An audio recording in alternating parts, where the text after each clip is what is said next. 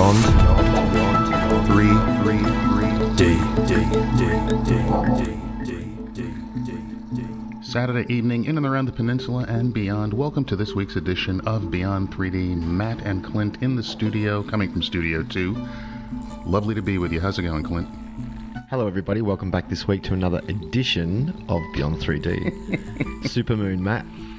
Why is it that every time a supermoon comes up, there are clouds low on the horizon and it becomes very hard to see? I was in a part of the peninsula that had very clear sky. Oh, very nice. And the supermoon didn't look all that super. I've seen bigger ones. I think from where we are, and then we're pretty much right at the bottom of Australia. So if you were, I'd say, closer to the equator, I would imagine that the moon would look a lot bigger. Yeah, if you were up Cairns, Queensland way, it would have come up a lot bigger. Yeah, down here, not as much. It would have certainly come up a lot bigger, but it was very clear. Yes. When it finally rose above the cloud cover, it was very lovely looking, but quite frankly, I have seen much bigger ones, especially out in Joshua Tree in California when I was there. Yeah, so you're very lucky. I've never had the opportunity to go there. That is amazing. Absolutely amazing. My niece was there recently. Hello, Emily. She went up to Joshua Tree this year and had a look around. Love it. Absolutely love it. The Palm Springs area and everything around there. It's really good. Anyway, we did have a supermoon of sorts. The second night, I don't know about you, Clint, the second night I didn't see it at all. It was another one of those weird kind of cloudy days, but it's interesting because as we say that today, this Saturday, this morning was absolutely spectacular out there. It was a beautiful morning, nice breeze blowing, and we're getting some sun finally coming through, and spring is starting to rear its lovely head, I should say. Now, we haven't discussed this yet, but two mysterious objects were caught by a Arizona man who captured what he thinks were two UFOs passing over the supermoon. Oh, nice. I will put a link to that. Very nice. Right now on the Facebook page. Excellent. Excellent. What else, Matt? Oh, not a heck of a lot going on around here. I did finally see a certain movie. Oh, here we go. Yes, I got your late night texts. Interstellar. All right, in general, I'll give you my critique on, especially you said concentrate on the last half hour and what was going on. Yeah, the old paradox came up. So the ghost was actually him trying to communicate ever since she was very, very young. If you haven't seen this movie, sorry. Would you call it a ghost? I would have called it the fact that he was in another dimension. And dimensional shifting, he had dimensional shifted, so he'd gone to the edge of space, and then his reality started folding into a mathematical equation where he dimensionally shifted and was able to go back to the point in time before he left Earth and try and communicate with his daughter through that other dimension, but he couldn't quite do it. Yeah. Problem for me was this. Now, this is a Christopher Nolan film, so this is his perspective on it. Yeah, well, I think his perspective is a teeny bit off, and the fact of the matter is, when you look at Matthew McConaughey and the character he played, there was one thing that I found missing, and I found it quite quickly and immediately. Everything dealt with his life as we know it in that movie, one singular thing. It didn't go into the fact that if you are a spiritual being with a soul, you're not necessarily going to have one human lifetime running individually. They run simultaneously. I know this. You know this. Our listeners know this. But you're dealing with mainstream Hollywood. So what they're doing is creating a narrative, a story, that will appeal to the masses who are not as switched on as what our listeners are. Yeah, but come on. The only way they're going to get switched on is if you start doing it differently. Oh, man, I'll have to shut up and do it myself. I really enjoyed that film. I know you didn't like, and I tell you why. No, not at all. I'll tell you what. I watched it. You get nitpicky. That's the problem. Yes, that's it. I harp on a certain thing. I'm going, no, that shouldn't be that way. It should be done this way. So that's one of my failings. I need to just accept it for what it is and critique it that way instead of trying to improve on it or make it more in the way I would like it to come out. Can you not just watch this film and go, okay, they've done something totally different. They've gone to the edge of space, and instead of there being more space, it's become a dimensional space at the edge of what we would call space. Well, that I've never seen that done in film before, so I just found I found that a great way for them to actually grow. Yeah, okay, fair enough. But well, it is what it is. Come on, Matt. It is what it is. But I thought it was really clever. All right, look, the whole fifth dimension thing and how they explain that at the end was interesting. The time bending. Was that Anne Hathaway? Yes, it was. Could you please explain to me, if you know, they left her out there. Okay. Why? I don't know. Okay. I was hoping, well, looked like he was getting back in a ship to go back and maybe try to find her in some way, shape, or form. Who knows? But yeah, it was the paradox was there, being that he came back and he was actually younger than his own child, so to speak. Well, his child was dying in hospital, old age, and he was still a young man. Yeah, exactly. So, and that was interesting in a sense. But don't you think that would be incredibly hard to deal with? Oh, absolutely. Yeah. But in a sense, no. I'll tell you why. That's why I just said that's. Who are you? I'm oxymoroning myself. Can we start again tonight? Yeah, it's really weird. Okay, now the thing about it is, if you think about it, all right, so he basically went through his child already dying in this movie. Yes, as far as he was concerned. Yes. So all of a sudden, when you come back and you're still in that space, it's the thing they say, if you go out into space and you get to the speed of light and travel light years away from the Earth, when you come back, everyone you've known will have been gone already. So in a sense, he had already grieved and gone through that entire process. The fact that she was there and he was looking at her with her family around her and she was about to transition, I think it would be a little bit easier to take, because you have already said goodbye to that person, and then to see them again, it would be like, one of your relatives dies and you wish, like even for a couple of minutes, you can just spend some time with them and see them again. I don't think you'd cry all over it again. You would miss them still, but it's a different I think it would be a different feeling. Anyway. Glass half full. Glass half full. I can understand him walking away from that and letting her family, because basically what he did was he saved them. So in that regard... He did, didn't he? So in that regard, you would feel, hey, look, I did the thing that I could do. I did like the fact that they were around Saturn. That was really funky. That's no coincidence. Mm-hmm. So I thought it was, I cannot say it was a bad movie. I just thought that the first thing I said was, why do they continually do this thing about, if you are a human being and this, you cannot be anywhere? I just don't like that. Well, at the end of the film, when he was transitioning into another dimension, he was no longer a human being. Well, because he couldn't access the past if he was. Well. Matthew Adams, you're very hard. You're very hard. Maybe I'll take a look at it again and see if I can reassess the way I felt about it the first time seeing it. But anyway, it only took you how long? A long time. 6 months. A long time. 6 months. An extremely long time. Well, look, thank you for getting that for me so I could take a look at it, and now I can look at the other one. Yeah, I'll get you that Star Trek film. Yes, now, more importantly, at least for you and I, when does Rogue One begin? I'll tell you at the back of this break. Cool. Beyond 3. Welcome back this week, everyone. Matthew, how are you? I'm good.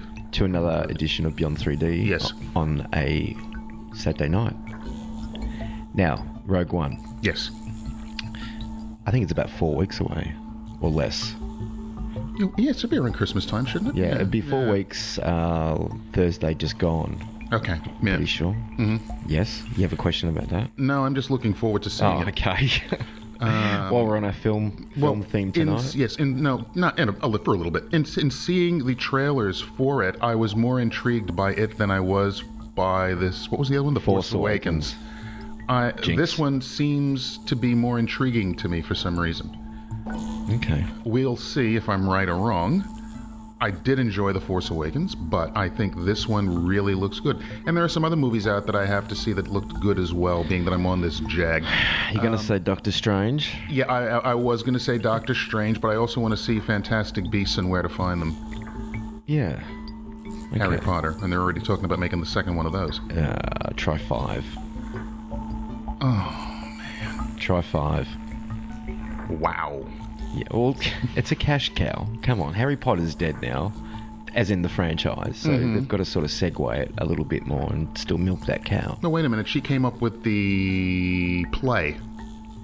Oh, actually, that's being turned into a film, I think. In the play, for all you Harry Potter fans who probably know it anyway, especially if you go to that Pottermore website, what the play is basically about, it's about Harry Potter's kids and Lucius Malfoy's kids. And they get into a little bit of mischief at Hogwarts, I believe. I'm so out of touch. Yeah, so it was interesting. The premise of it, I thought, sounded quite interesting. Anyway, that's enough on movies, quite frankly. Thank you. Oh, gosh. Well, you started it. You said to watch Interstellar. Well, you've been promising me this for Yeah. So I did it. That's good. Done. Anyway.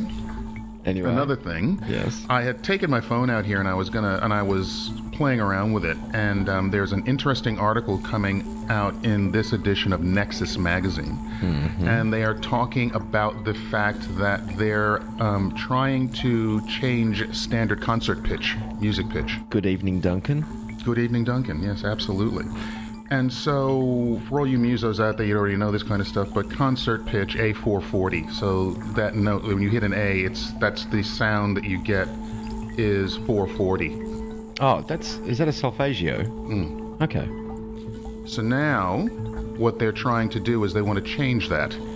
What they want to do... Dogs everywhere. There are dogs everywhere going nuts. And what they want to do is they want to change it to... It's not that much of a change, but... Oh, yeah, I can notice that. You notice the automatic... Yeah. Yeah. That's 432. Yep. So that's the pitch they want to change it to. They want to make... They say that pitch is more universal. It's used in esoteric texts and what have you. Who's they? They or the powers that be in music that decided this. Now, this article was written by Simone Vitale, and if you go to Nexus magazine, it's a really interesting read. That is what is going on as far as A440. Now, when you meditate... And a lot of people will know this, that you can pick up the thing internal. There are internal sounds, and those internal sounds are called Nadi, N-A-D-I, and they have many different tonalities to them. Now, A432, they want to change to that pitch because it gels more with the body. It's more in line with, from a musicality point, it's not as harsh as 440, which has the pitch is a little bit higher and can sound harsher. I'm going to call you on this. Who's they? Who's they? When you say they are changing this pitch, who's they? People that do music. Okay, so concert pianists, concert violinists, conductors, music theory professors at different universities want to regulate the pitch down from 440 to 432. In meditation, 432 is a more natural tone. So that's what they're looking for, a more natural tone that gels with the waters of the body, so to speak.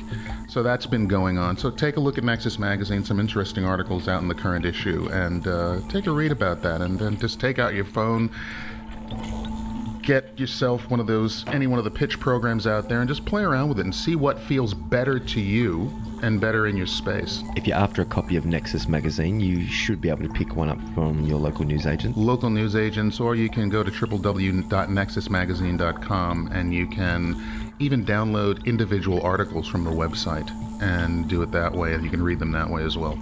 So it's a really interesting thing that's going on with that. But being I'm a musician, I love the way they're trying to do this. But I digress. Nadis, the inner sounds, that's what happens when you meditate. You get these different inner sounds. And they can sound very high-pitched like a tin whistle. It can sound like thunder. And a lot of the, especially Eastern instruments, especially the percussive instruments in India, have a lot to do with those sounds. And what they're trying to do is they're trying to bring out those inner sounds and let people hear them in the outer or world of matter, so to speak. So it's interesting. But to be open to those sounds, you need to make a conscious decision prior, don't you? Yeah, it's harder now. With music going the way it is going, everything is digital, and digital is from any purist in music and any purist in sound will know, it's a copy. It's not the actual sounds that you're hearing. What they're doing is they are digitizing it so it can be controlled, in my opinion. Now, anybody that's into audiophiling and doing things along those lines know that a turntable sounds a heck of a lot better than a CD. When you go to buy a turntable or when you go to have a music system in your house, what you're going to do is you want a really good source. So you need a really good turntable, very heavy, that can hold a platter, that can hold the vinyl. The integrated amplifiers, power amplifiers, and speakers come after that. What the first thing foremost is, what is your source? So yeah, it's very interesting the way people hear things. And these days with digital, it's all masked.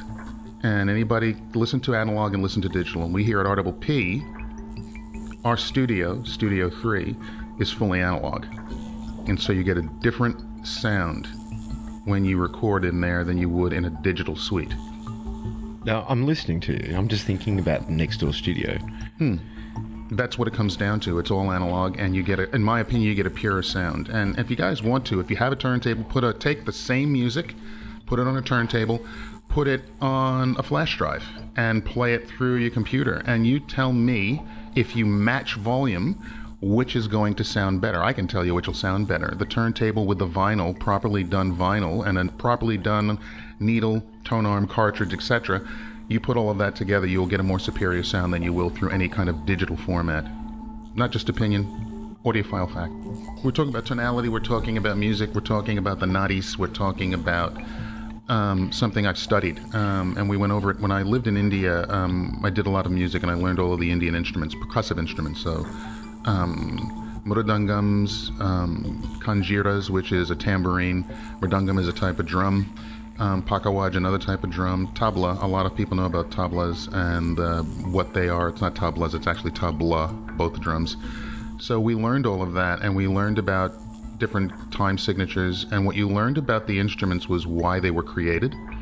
And why they were created was the fact that there were yogis, sages, in olden days that would meditate and they would hear the inner sounds, the nadis. What they did was they decided they wanted to share these with the world, and they made those instruments so that way when you played those instruments, the people were hearing the inner sounds. Okay.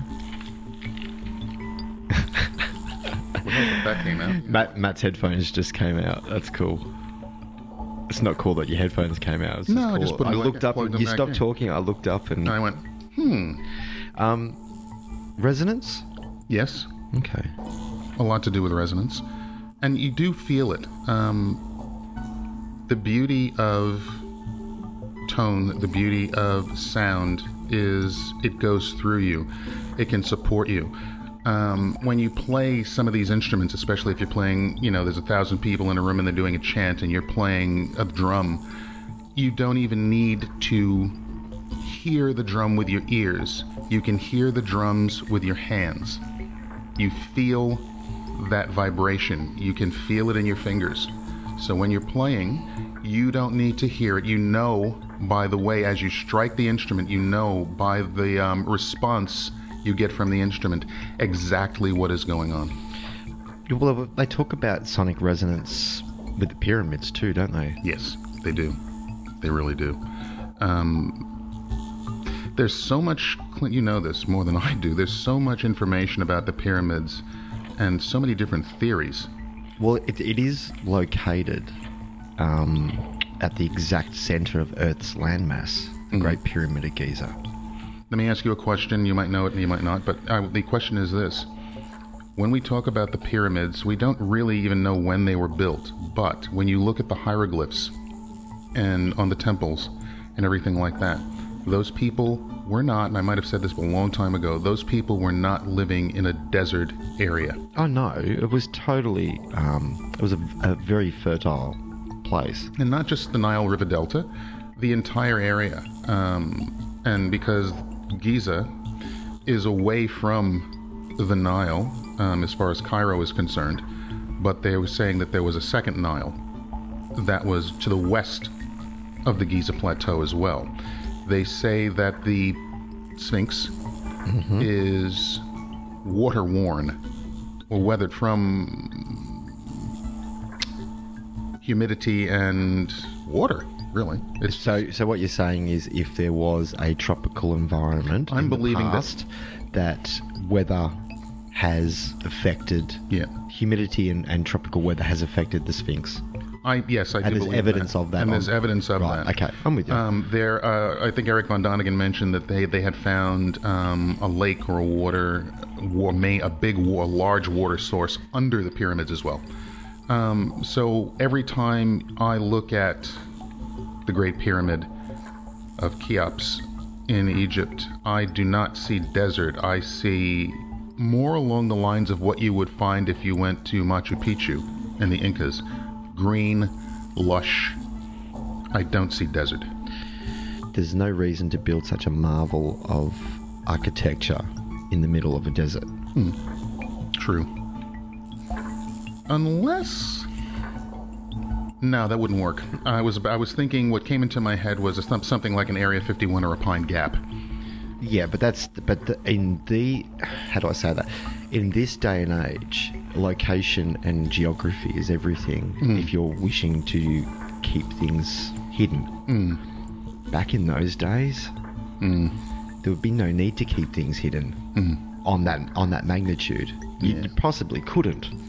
Yeah, and it's not just... How would you hide the Great Pyramid of Giza in the middle of a desert when you're talking about an area that was lush and full of vegetation and life? And yeah, it's a weird thing. I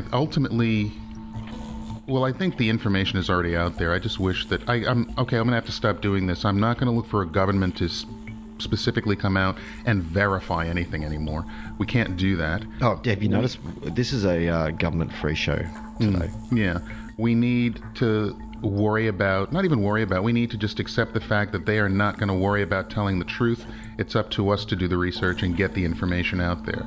I think Stephen Greer said a disclosure starts with us. It has nothing to do with any entity or government concern. Let's have a break. Beyond 3 D. Welcome back tonight to another edition of Beyond 3D. Now, Matt, we were just chatting away about tonality, yes, and music, and the Great Pyramids of Giza. Did you know that scientists have recently found a second pyramid hidden within the pyramid of Chichen Itza? Really? Yes. Down Mexico way. Down Mexico way. New analysis of the pyramid of Kukulkan, Matt, has allowed experts to make a fascinating discovery that there is another pyramid located within the center of Chichen Itza. Experts say that the structure appeared to have a staircase and perhaps an altar at the top. Now, I don't understand how all of a sudden they go, ta-da, here's another pyramid inside a pyramid. It's like having a babushka doll. Yeah. And then you decide to open your babushka doll and look, there's another babushka doll inside. Yeah. When you said stairs with an altar at the top, I immediately thought of human sacrifice. Oh, well, that was very heavy in that culture. Yeah. When you go down there are pits, wells, large wells, and if you actually scan the energy of those places, what you find is there's a lot of negative death energy in those places. It's really, really interesting, but that was the time. The kind of same feeling if you were very in touch with the world around you and you happen to walk into one of those Nazi gas chambers. The same kind of vibe. It would be along those lines. You can just feel that suffering. It's stagnating. It's very, very heavy, and you can feel there was a lot of negativity that went on in the area, and we were told after the fact that it was basically a mass grave. I don't know how we're coming back to film again, but have you seen Apocalypto? No. Okay, cool. Well, I need to get that one for you too. Apocalypto, one of Mel Gibson's Mel Gibson. Okay. films about the Mayans. How much blood is in it? A lot. But hang on. You have a jungle tribe that are just keeping to themselves and doing their own thing, and the Mayan war party that goes through the jungle looking for slaves and villages to ransack and looking for blood sacrifices, candidates for blood sacrifice. So that's what the film's pretty much about. And one of those Mayans from the jungle tribe gets away. And it's about him coming back to his family, trying to rescue his family. But you mentioned blood sacrifices and stuff like that, and I just brought it up. Well, don't want to see it. I'm not a big blood, guts, and gore kind of person, per se. There's no English in this film. It's all subtitled. I wouldn't be surprised. But it's the time. No, quite frankly, that whole timing. If that film was in English, you would watch it and come back to me and say, I hated it. Why did they not subtitle it? No, not at all. I like films with subtitles. One of my favorite films called My New Partner is in French, and it's only subtitled, and it's just a fantastic film. It's a comedy about two cops. But anyway, pyramids, altars in that part of in that neck of the woods. That is what was going on down there, and I think the main thing I didn't get to, but I'll get to it now, is it was a pyramid. So when you go around the planet and you start mapping where these pyramids lie, it's very, very interesting. Many people think that they were transmitters. Some people think that they were hydroelectric plants and things like that. It's very interesting insofar as, Clint, you'll know this, we just recently had another, about a 7.5 earthquake on the South Island. Yes, that was in New Zealand. Of New Zealand. Have you seen any of the video of talking about, as the earthquake was going on, all of the different thunder that was coming through and the sky was turning different colors? There's definitely something happening with the planet, as in nature corrects itself. Yes, it does. If there's an imbalance, it will do something to correct that. Most certainly will. Now, speaking of which, I'm not segueing here, I'm not trying to, but I just thought of this. Stephen Hawking came out this week and said we only had 1,000 years max on this planet.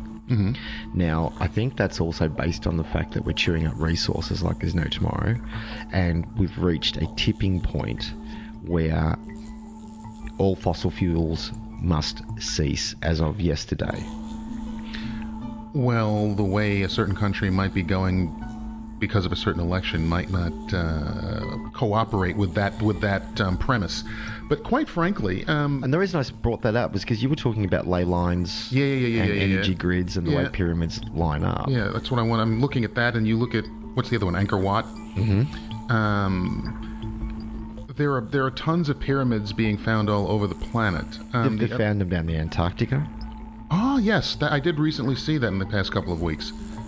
They literally flew over, well, probably a drone or something like that, but the fact of the matter is, did not look natural. Nope. Looked man or humanoid made, quite frankly. They have also found them on Mars. They have also found them on the Moon. Bottom of the ocean? Tons of them at the bottom of the ocean, quite frankly. So what is actually going on now? Go back to Hawking. Now, if Stephen Hawking is saying there's 1,000 years to go, the Earth is a living being as far as I am concerned. And if you consider that fact, what are we digging out of the Earth when we go and get oil, when we go in and get gold, and we go in and get tungsten, we go in and get copper and iron and everything? What are we actually taking? Well, hang on, from a living entity? I'll put it this way. Let's look at coal, for example. Okay, when you're taking coal out of the ground to burn, you're removing from the planet its natural absorption filter. Yes? Yeah. So for a human being, in a human being context, it would be like having your gallbladder removed. And then something has to replace that, or how are you going to process certain things without... And that's why I said earlier that the planet will correct itself. So if you're talking about Stephen Hawking saying, as a species, we've only got about 1,000 years left on this planet, it's because, from his perspective, the system will buck and kick back, And the system being the planet itself is what I'm talking about. So we talk about ley lines and energy frequencies and the way that an earthquake happens in New Zealand, and you get electrical storms or lightning storms somewhere else on the planet that correlates with that energy that's being displaced at another point in time. Yeah, displaced, yeah. But they were saying over New Zealand, actually, as this earthquake was going on, there was it was almost like an aurora borealis light show over the South Island of New Zealand. It was very, very interesting. I'll see if I can get a link and put it up on our Facebook page so people can take a look at that. It's ominous in my opinion. And then you hear somebody like Hawking state that, this is going on and we have to be weary. 1,000 years. That'll go like in a blink of an eye, quite frankly. Especially with the rate of technology increasing as fast as it does. Yeah. And all of us that are getting on in years, the reason everything seems to be, like Art Bell used to call the quickening, is because we now have access to so much information. Do you know what film that's from? No. Highlander. Okay. The Quickening. Okay, very good. But I understood what he meant by that. Yeah, but that's what it comes down to. We have access to so much information at our fingertips now. The anticipation, it's no longer. It's instantaneous. And I always say this. I mean, we used to, when we were kids, if you were watching Bugs Bunny, you'd have to wait 6 months to see your favorite cartoon on television. Now, with video, with DVDs, Blu-rays, what have you, not only can you see that cartoon 50 times in a day if you wanted to, but you can reverse it, go back and forward to the funny bits. It's just the way information is now distributed around the world. And that speeds everything up. Or redacted. Or redacted, yeah. And speaking of redacted, go on. No, actually, I'll bring it up in a minute. You go. Well, back to that. I was going to get back into Hawking and the 1,000 years and what actually is going on governmentally. And I was talking to a friend this week, and we were talking about, he was in the Navy, and all of the things that were going on back in the 90s. He was saying everybody that believes, and we've always said this, Clint, everybody that believes that we're technologically really, really advanced. He even said we were 30 to 50 years behind what they had back in the 1980s and the 1990s. He said there's amazing stuff out there that's going on that people need to really get into, but that will come. But if 1,000 years to go, that is why I think we tie into the U.S. Navy Space Fleet. That is why I think a lot of these black projects are actually going on, because they know there might be a use-by date on this planet, and they have to start coming up with things to allow humanity to continue. Or escape. Or escape to another place. But in this solar system, where would you go? But that's the thing. It's like renting a house and kicking the walls in and then leaving to go rent another house. If you didn't learn the lesson on how to look after the first house, why should you be allowed to go kick in the walls of another one? Well, that's a very valid point, and hopefully one day people will realize that. And the thing is, you and I aren't going to be leaving this planet anytime soon in a physical form. No. But... Don't need to. But that's because we don't have the finances to do so. It's only the super rich that have those opportunities presented to them to be able to do... 1/10 of 1%. 1/10 of 1%. Everybody else, you're stuck. Doesn't matter if you have $50 million, you're stuck. Believe me, you need a heck of a lot more than that. But no, the thing about it is, I like that 1,000 years. At least it'll get people thinking. I mean, most of the people out there, I mean, there are a lot of countries that have gone to totally sustainable energy. Nicaragua is one of those countries. Everything is sustainable now. What do you do when you get countries that don't want to do that? You just have to say to them, look, people, and I think it's not I don't think it's the people. I think most of the people on this planet we call Earth, in this dimension, on this timeline, want to do things the right way. They're not out there looking to harm anything or harm anyone. They want everything to work for everybody.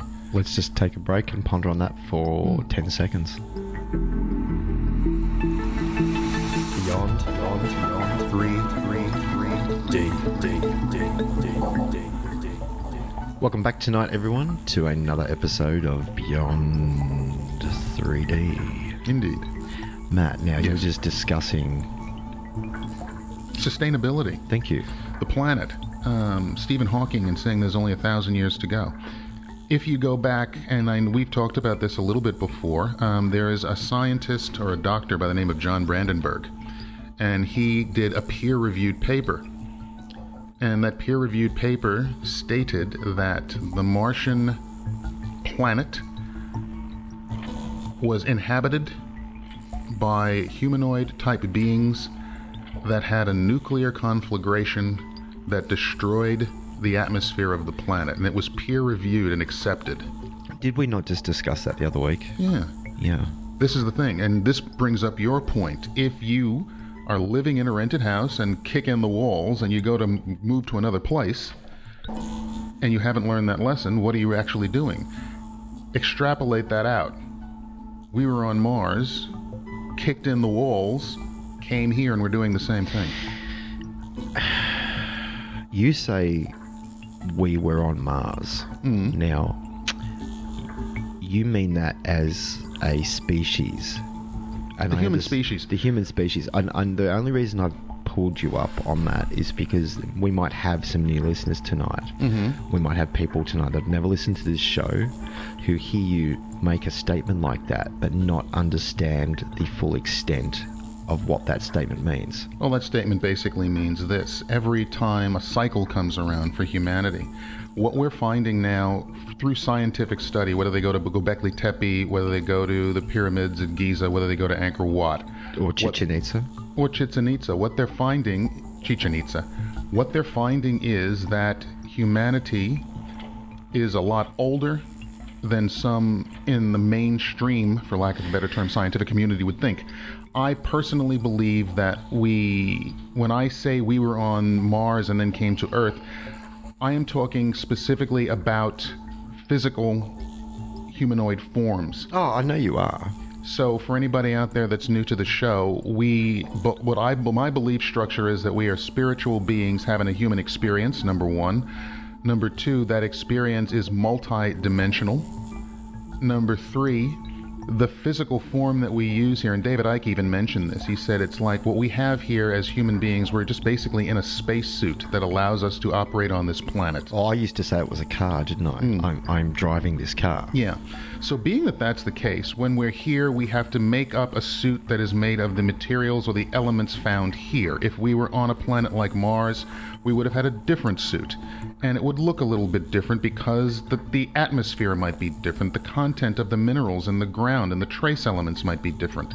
Therefore, if it is more of a planet, if it is a planet that has more of the material, let's say copper, all of a sudden your skin content is going to be different. The blood content that makes the suit work and allows you to work in that atmosphere would be different. What happens is it's material, it's matter, there are remnants of it. What they're finding when you look at a planet like Mars is there could have been a civilization there, a humanoid civilization there, a long time ago. What do I mean by a long time ago? It could have been anywhere between 1 million and 10 million years ago. And that's not a massive exaggeration either. No. When you look at, like our Western culture society revolves around the Christian Judeo-Bible. True. True. Which has a chronology of time. So Jesus was allegedly crucified 2016 years ago. Okay. Allegedly. I did say that. Yes, you did. And those writings are locked in Vatican City. And heavily promoted around the world. Yes. Which means that the mass population that either swings towards banking on those facts as being truthful to them, because that's their perspective. Yep. If you don't buy that narrative, you're still subjected to it through the media. Whether you turn on the TV on a Sunday morning and you're watching a church sermon in one of those massive evangelical churches over in the States, you're still subconsciously taking in that is what society deems is the current reality. So when you talk about a different alternative situation of life being on another planet that is very close to ours and has been exterminated and extinguished since then, you try and explain that to somebody whose narrative is the Holy Bible or the Quran or pick a religion. It's irrelevant. The Vedas. The Vedas. The Upanishads. Yeah, Hinduism. okay. Yeah. Everything's kind of the same but different. Yeah. But that makes sense to me because if you have a universal being and they created a religion, or at least are trying to teach through a religion, and you have different people on the planet, different words, different ideas being used, you cannot use just one thing. You want to meet people where they are, and therefore you will speak in different languages. That's why they call talking in tongues. And we can go into all of that. But the fact of the matter is... Go into it, Matt. Religion. Oh, God. No.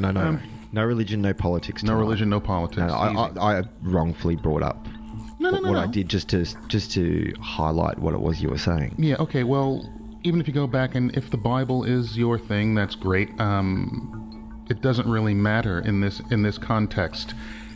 You are a spiritual being, and those books, all of them, consider them like a textbook or a mapping or a manual on how to be a good person on this planet, on this plane of existence. Yeah. And there will be a different manual if you go to different dimensions and everything like that, because you're working on yourself. So we here at Beyond 3D consider our listeners as well as ourselves spiritual beings having a human experience, and what we are trying to do is help people evolve that spiritual experience so it becomes more subtle, you can take in more of the world around you, and you open up your mind, because there are other things going on in this galaxy that we find are being hidden from us. And by hiding them, certain people are keeping us in control, and we just want to remove those control mechanisms so that we can reach our full potential. That's what it really comes down to. Because in spite of ourselves, we're going to evolve. So we might as well just try to help ourselves as best we can. And as long as you're doing that, everything should work out for the best. Beyond 3 D.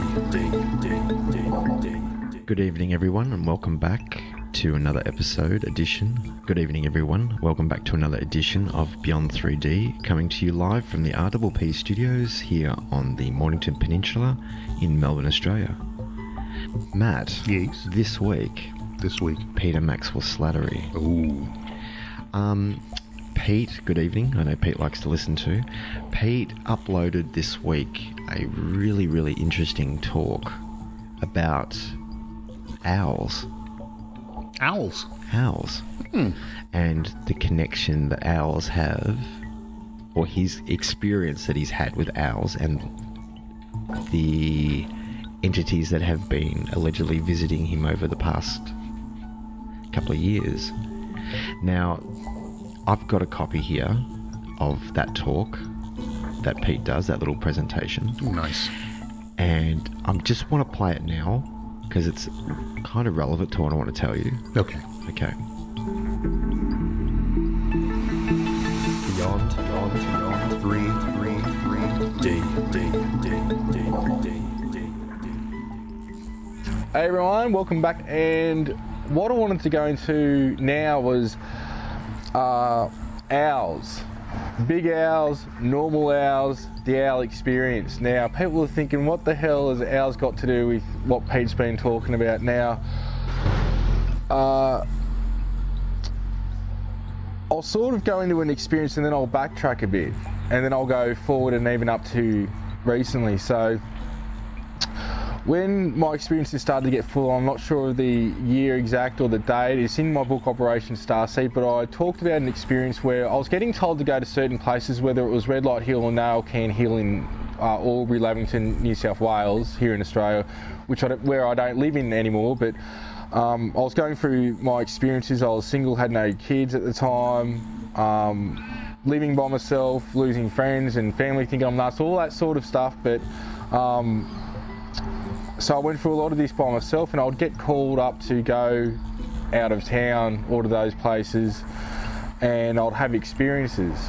Now, one experience I had is I got called to go up to Narcan Hill. I think it might have been winter, so it's really freezing at that time of year, and the track I went on, which was the Narcan Hill track, I went from the Lavington sports field area entry, and so I got told to go up to Narcan Hill and I was walking up a track which is very rough, and it's something you don't want to be doing at night time, especially when it's cold. And I got to a certain point and I was told to look up into the sky basically, or I just had the feeling to just look up, and a craft came from the south and then it sort of went northwest, and then all of a sudden I could feel the energy around my environment change. And I sort of turned to continue on the walk, and there was 2 owls in front of me, about 3 to 4 feet tall. And I freaked out. Basically my reaction was to turn and run, and I was frozen. And then I could see the owls above me in my upper peripheral. And I've shut my eyes, and after a little bit of time, I'm not sure how long, but it wasn't long, I could feel the energy change again. And so basically after that, I just wanted to go home. I remember talking to my brother about this, and he was talking about how Jim Sparks and other experiences, and I think Whitley Strieber may have experienced owls with his experiences, maybe not the big ones, but I think Jim Sparks has experienced owls about the same size. And then I come to find out a lot of other experiences had, and I think I may have heard something before then, but I can't remember. It wasn't really anything on my radar. And I'm telling my brother about this, and he's like, owls don't get that big, because I didn't equate it to anything else. Later to basically come and find out that some greys and some beings will project that image, and there's actually something else there, or it's being projected from somewhere else. What's funny is later on I realised about an experience I had when I started a security patrol job. When I was learning the routes of that job in terms of where I would be driving at night time doing patrolling, we had a huge white owl come at the car, hit the windshield, and I thought it went into the ground, but it was big. And at this time I wasn't really thinking about this, and this is when everything sort of started, just before then or around that time, in terms of my experiences at a later age. Another experience I had was I went out with a couple of friends to Bona, which is a place I've taken a lot of people to go and see the crafts back near Albury Wodonga. And on the way out one night, we had a huge grey owl with a white sort of chest or body area. Like, its wingspan was bigger than the car, and again this thing had to have been at least 3 foot tall. And it came, I was driving the car and we were leaving that area to go and get a feed, and we were going to go back out there. And this thing manifested out of nothing, came at the car, and then somehow just went to the left hand side of the windshield. We all freaked out because of how big it was, and I'm like, they knew about the owl experience, and I'm like, that's what I'm talking about. Later I found out that was a projection from the elder other me in the Pleiades, which I haven't talked about this with anyone with, because it's only recently that I found out this. And I think it was later that same night when we went back out and we came home, one of my friends saw basically the same owl off the side of the road, which was basically looking at us on the way out, and she sort of freaked out off it. Now, coming to recent times, I've been having experiences with these types of light beings that surpass Elohim. Take hierarchy out because it's not about that, but in terms of me trying to have a dialogue with these dudes is almost impossible. I know on a subconscious and a higher self level there is communication going on, but I can't. The Elohim feel like I've had ecstasy or I'm blissed out when I'm around them, just the energy, the love and the bliss. Now, these dudes is like that, cranked right up. One of them appeared next to my bed when I woke up one night, like just this intense energy. So I was getting told to go outside, and so like an introduction, I'm getting smashed right now energy wise as we talk about it. And Sol was down. I said, Sol, they're telling me to go outside and have contact now, and she could feel the energy. Like, she was like, God, that's really intense, you know, not those words, but that's pretty much what she was hinting at. So I've gone out the front and I've told Sol to grab one of the cameras as I've had as well, and basically there was an owl out the front, but it was a normal owl sitting on the power line just looking straight at us. And I was like, all right, here we go. And so when Sol's gone in to grab one of the cameras, one of these beings fully phased in and sort of walked in front of me and went that way, like for about a quarter of my body, and then just completely blinked out. And then Souls walked out the door, and I said, "You're not going to believe what just happened." And I told her, and then I got some footage of that owl. Now, I think it's maybe simple but complex what this is all about, but I think somebody who you really need to look into is Mike Clelland's work, and I had done a couple of shows with him. He's a very highly respected researcher and person. I reckon he's an awesome bloke, very down to earth, and he's probably, in my opinion, I don't think anyone's covered this like he has at all, and that's not to say he's the only one in the world doing it, but the in-depth and the detail and information and the amount of people he's researched that have had owl experiences, and it's not just from the ET side of things, it's got to do with spiritual awakenings, with ancient cultures and how they see the owl, way more than what I've just mentioned there. Is done in such a way which is brilliant, and I think you've got to check out his work, and I'll put a couple of links to the shows I've done with him underneath this. But I think it's like anything to do with this, it's really simple, but it's layered, and that's what makes it complicated, but to the end point, it is simple. And I haven't got really an answer for it, except they seem to be around with experiences, and when people are waking up or awakening to who they are in their true nature, or at the start of that, and also as signs, you know, I've had so many owl experiences mentioned to me, and you know, if you're new to this, you may even have an owl experience straight after this or within the next 24, 48 hours. So, yeah, it's something to think about. Love, light and bliss. Beyond 3 D. So that was Peter Maxwell Slattery discussing his owl experiences. Mm-hmm. Now, in that clip, he mentioned that it's very highly likely that once you watch this clip or are subjected to it, that you will have some kind of owl experience yourself. And I'm not joking. Interesting. Less than 24 hours after me watching that clip, I had an owl experience. Wow. How interesting. I went to visit a friend who lives about a good half an hour drive from us here, out in the bush, where the bush meets the ocean. Yes. Never seen an owl down there before, ever. And I parked my car at about 11 o'clock at night to go and visit him, and there was an owl on the power line just above my car. And I looked up and saw it and started thinking, all I could think of was Pete. Wow. And that talk I just played just then. Nice. So I didn't expect that to happen, but it was very synchronicitous. Nice. So, well, for me, based on that, okay, Clint, so being that we played this clip and you've had a nice owl experience. I literally got out of the car and looked up and went, no way. Well, then here's what I would ask. I would ask our listeners to, after being that they've just heard our show, heard this part of our show, write in on our Facebook page if you have an owl experience. Yeah, absolutely. If you want to find that on Facebook, it is Beyond 3-D on Facebook. That would be interesting. I'd love to see how people react to that. It would be very interesting indeed. Now I'm waiting for my owl experience to happen, so I'm going to be watching and looking and... No, don't. That's the thing, Matt. Don't watch. Don't look. Don't watch. Don't see look. if it happens. Just if it happens, it's just one of those. It's meant to be. It's meant to be. Fair enough. Beyond 3 D.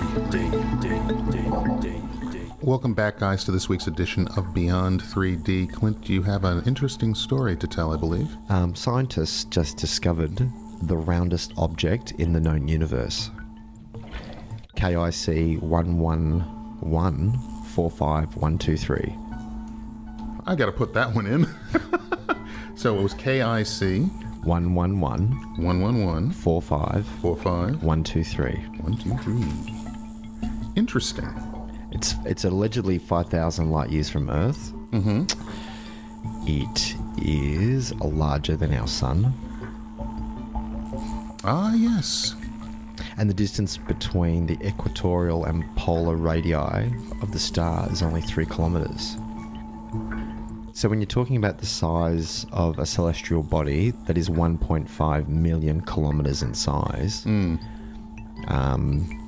being only 3 kilometres difference between poles makes it just not even mentionable when a celestial body is that big.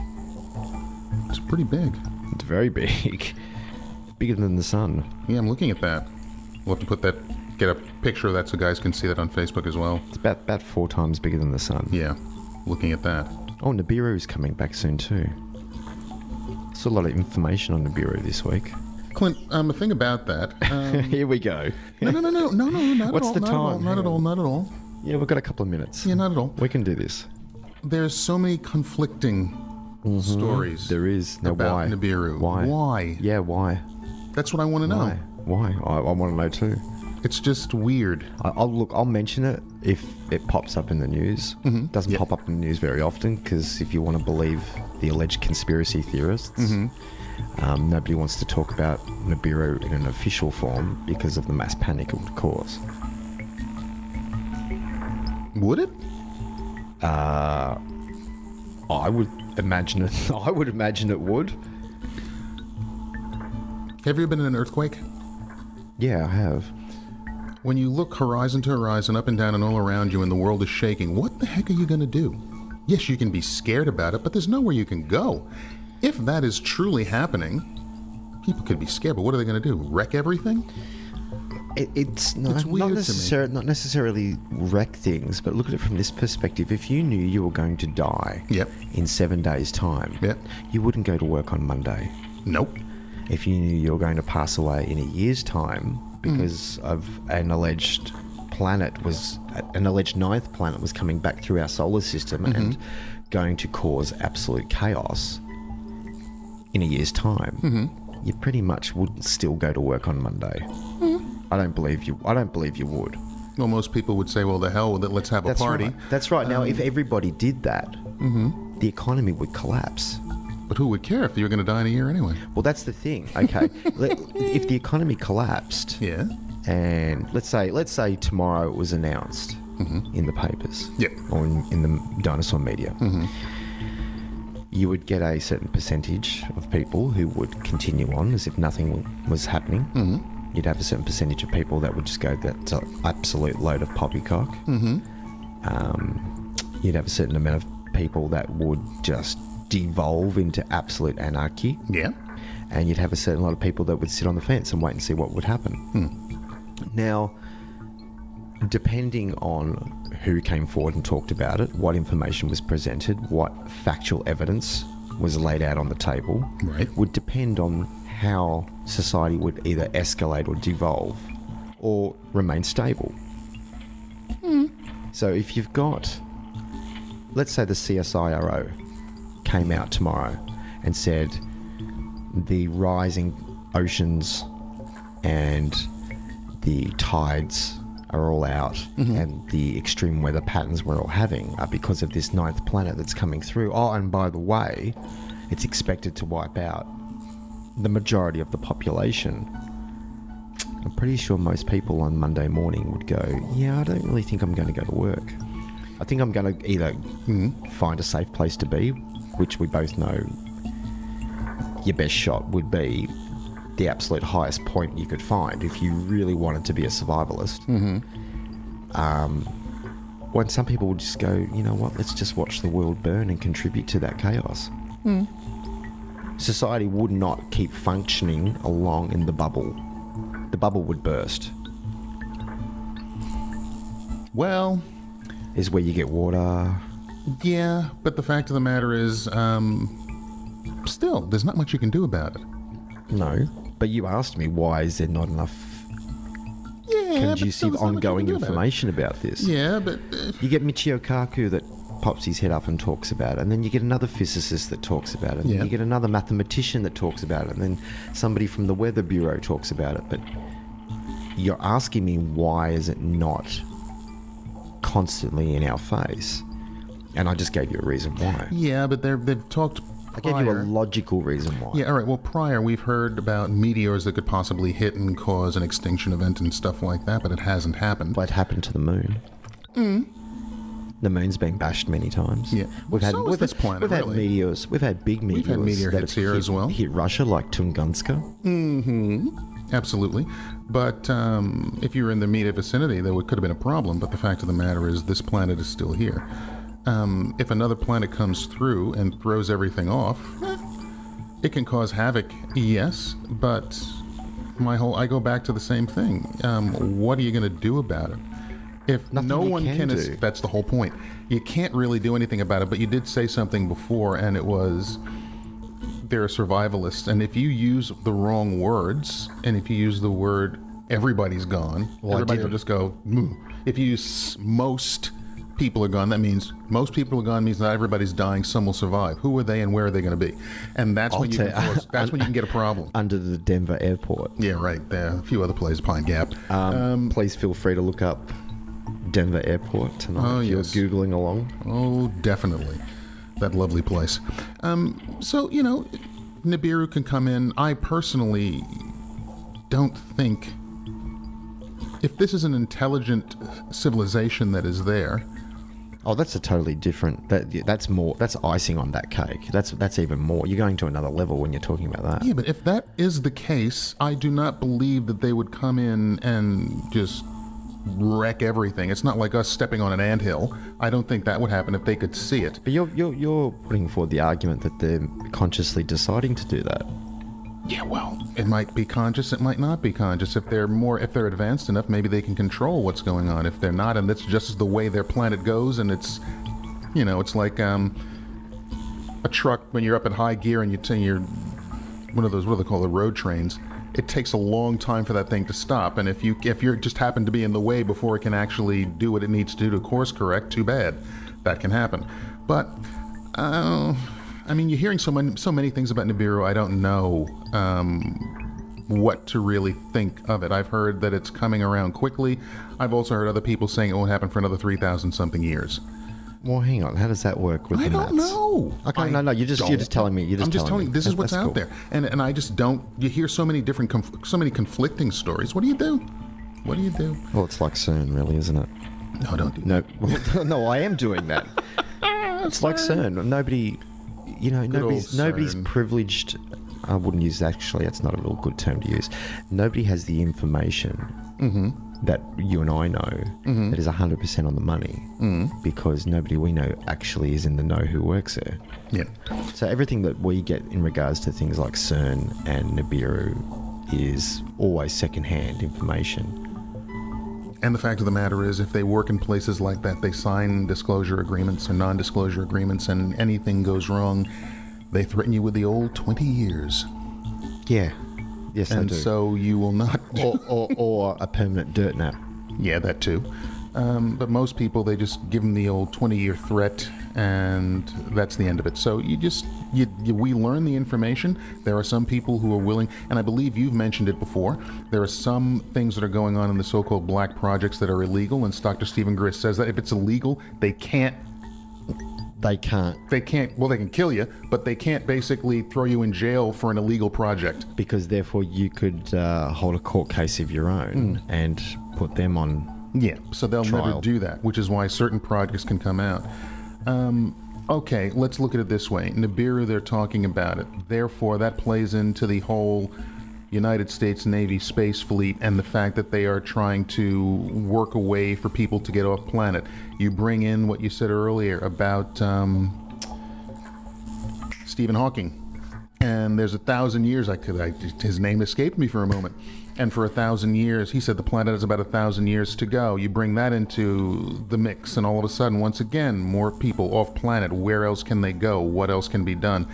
What we're hearing in general is the fact that There's plenty of places to we're go. outgrowing this place. Some people really are outgrowing this place as far as spirituality is concerned, and you have to move on. Now, as far as this earth that we now live on is concerned, I believe that the main thing we should be doing now, this is my opinion, everybody's entitled to their own, is we should be looking at sustainable energies all around this planet. I watched a clip the other day.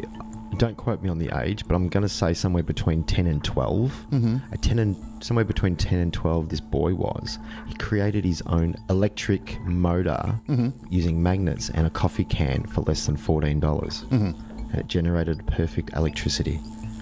Well, they're talking about the fact that with this earthquake in New Zealand, all the power that was harnessed when you get these storms in the atmosphere, and if you can harness that power, it is just incredible. You wouldn't need to burn anything whatsoever. Wind power, they found those almost like wells that had like a staircase going down it in South America, and they said that what they were actually doing was they dug into the ground so that they could actually get the wind to come in and to help cleanse the water and the aquifers underneath the soils for their farming and for all of their needs that way. There's a lot of stuff that went on in the past. People thought of different ways of harnessing energy so that they could sustain themselves and sustain their lifestyle. We need to get away from burning. I know you know that, and I know that, and I believe in that, and hopefully that we can come up with different technologies that will allow everybody. I'm of the mind, why is it that we have to pay for water, gas, and electricity? Those are the kinds of things that everybody needs, and for companies to actually charge me for that, I think is abominable. Well, hang on a minute. Oh, this is just a full-on another conversation. We haven't got time for this tonight. All right, we'll have to do it another time. We haven't got time tonight. I'm serious about that, though. We'll have to get into that, and we'll get a few people in here that can give us a different point of view insofar as what's going on with sustainability and what's going on this planet, because it's a very important topic. And if we do it right, it'll help everybody. Now, before we go tonight, yes, I said I didn't want to talk politics or religion tonight, and we have avoided politics, and we have not avoided religion. Yep. But before we go, 19th of December, the Electoral College gets together to vote. Yes. Now, where are we sitting on that? Nothing will happen. I'm telling you right now, nothing will happen. It's been pretty extreme. It has been pretty extreme. Nothing is going to happen. And I'll tell you this, and I'll leave it at this. If something does happen, you will be very glad that you are in Australia. Yeah. Believe me, that's the last thing they need. I mean, a lot of people... All right, politics for 1 minute. A lot of people are unhappy about what happened. A lot of people are saying that it's going to ruin everything. What I will do is our friend from Soul to Soul, Steve Meyers, channeled some information on what was going on with that election. What we'll do is... Do you want to share that now, just before we go? Actually, we can do it that way, yeah. I'll read it to you guys. So this is from Steve, and thanks, Steve, from Soul to Soul, for doing this. I'm bringing it up on my phone, just so you know. So, guys, this is what Steve Meyers' take is. He channeled this information. He's a medium, so... Quote, "We often find that our greatest challenge leads us to our greatest lesson. Energetically, the U.S. election of Donald Trump is a worldwide example of this in action. With a Hillary Clinton win, energetically speaking, it would have been more of the same, a continuance of what has been happening for many years now. Whereas with this Trump win, we are all challenged by the in-your-face, can no longer ignore our responsibility style of dramatics. Depending what form of change is chosen by all involved, events could become dramatically better as the United States faces its dark side and makes peace with itself, thus influencing the world towards a global lasting peace. Or it could deepen existing divisions within that society, allowing the shadow side to become dominant and influencing the world into a new dark age. The signs are that we will rise. Humanity has been in an adolescent stage and is being challenged to take its own destiny in its hands and grow up. The fact that we have already seen protests around the world and people speaking of their fears of what a USA and thus the world may become under Trump means that people are becoming clearer about what they do and don't want. As such, people have become motivated and their energies are starting to move and flow, creating many new energetic possibilities. It is in this time humanity can rise. To quote John Lennon, "War is over if you want it to be." here is humanity's opportunity to embrace togetherness and peace, not just through political correctness and big talk, but through action. Time is nigh or near. Humanity, what will you choose? That's from Steve. You just got to keep moving forward. Absolutely. In spite of anything going on around us, you keep moving forward knowing that in spite of ourselves we are evolving. And it is a good thing because people are talking, people are reacting, people that were asleep are now awake. Therefore, you continue. And that's all we have time for tonight. Absolutely, guys. You take good care of yourselves. We will be back next week with another edition of Beyond 3D. Good night, everybody. Just because you haven't experienced it doesn't mean it doesn't exist.